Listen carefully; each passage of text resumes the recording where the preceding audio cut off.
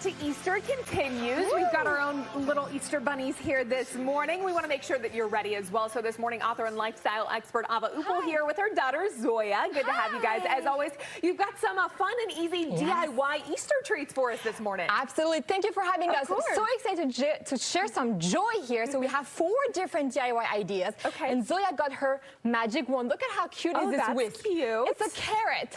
Perfect for us as bunnies. And we even have our little house built over there. Oh, perfect. So first, let's get started with some cupcakes. Okay. I found this really cute flower cupcake tins. Look at how pretty this is. Oh, where'd you find those at? Online, it's from Wilton. Okay. So you can also get them from their website. Oh, fun. Love them. You want to bake your cupcake in there. We did carrot cake, obviously, today. These are gorgeous. Oh, yum. I love a good carrot cake. Oh, yes, me too.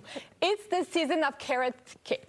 Everything. Yes. If you ever see some green speckles in there, it's perfectly fine, guys, by the way, because it's the baking soda and the carrot together mixed. That's what really happens. You know, it's oxidation, so no worries. Next up, we are going to add some frosting on these cupcakes. Zoya, this is for you. You're great at this. You want to start putting some frosting on there? She wants to add some green one. Okay, that works fine. too. I will do the white one. Go ahead and add some frosting however you wish. Yeah, good you're doing a job, great Zoya. job. So once you added some frosting, you can play around with some different sprinkles. Here, lots of Easter sprinkle choices from Wilton again. Zoya, which one should I choose? I like this one. I'm going to go with this one. Yes, play with the colors, do whatever you want. And now we want to turn this into a basket. So we're going to use these handles that are really the Twizzlers.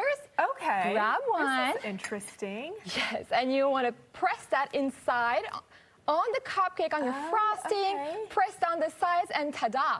You've got the cutest little Easter basket. I love it, and you can really put anything you want on there. Here's Zoya, you can add yours as well. Oh my gosh, how Zoya's cute. taking her time, enjoying adding the frosting and then the sprinkles. So as you can see, it's a great kid activity, and the sprinkles always make it fun. I hope she loaded this. She made all of this yesterday. And these are super cute too. You have little Easter bunny sprinkles that are, where do you find these kind of things? This is from Wilton as well. You can get them from your convenience store, online, or on their website. But I just love how they come up with new things throughout the season. So cute. Okay, and then let's get into this one. Absolutely. This almost looks like a little bunny patch over here, Zoya.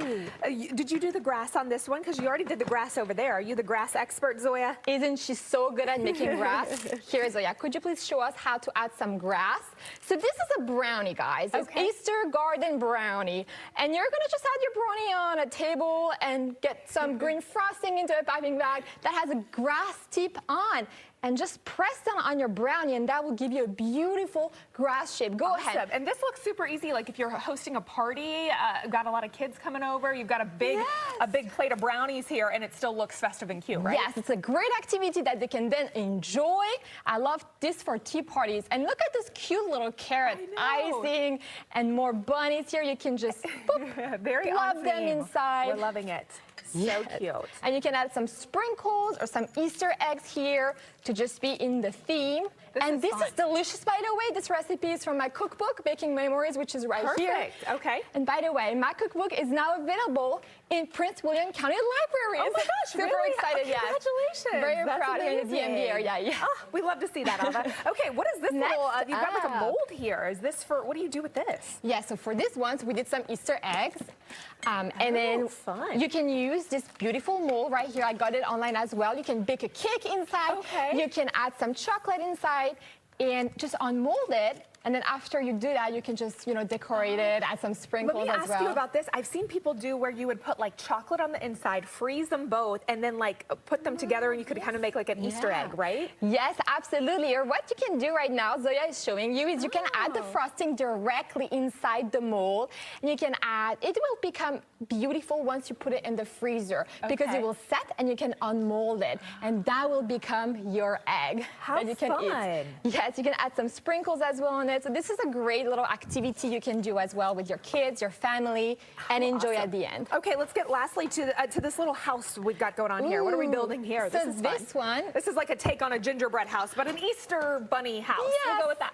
It's the Easter cottage for us bunnies. It's made of sugar cookie. The recipe is also in my cookbook. Perfect. We can add some piping bags with some frosting. Here we go.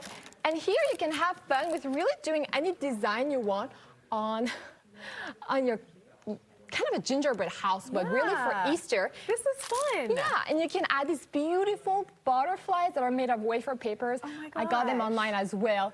To add a little spring Easter touch here, would you like to try some? I kind of also want to add some little carrots to the front of the yard. Right? That's so cute. And you can add some sprinkles on top, so decorate it however you want, but I want to show this as a really nice activity. It's actually very easy because it's a sugar cookie, and you want to add a house cookie cutter. Okay. Very simple. So once you roll out your sugar cookie dough, you use a house cookie cutter to create the shape of the house, and you build it with some frosting. This is also creative, Ava. We appreciate it. Always having some great ideas for the families out there. If you want to get in contact with her, want to find more about some of these recipes, they are absolutely delicious. You can find Ava on her Instagram and YouTube right there. All of her great videos that she posts on there, as well as her website. As she mentioned, her cookbook now in Prince William County Libraries.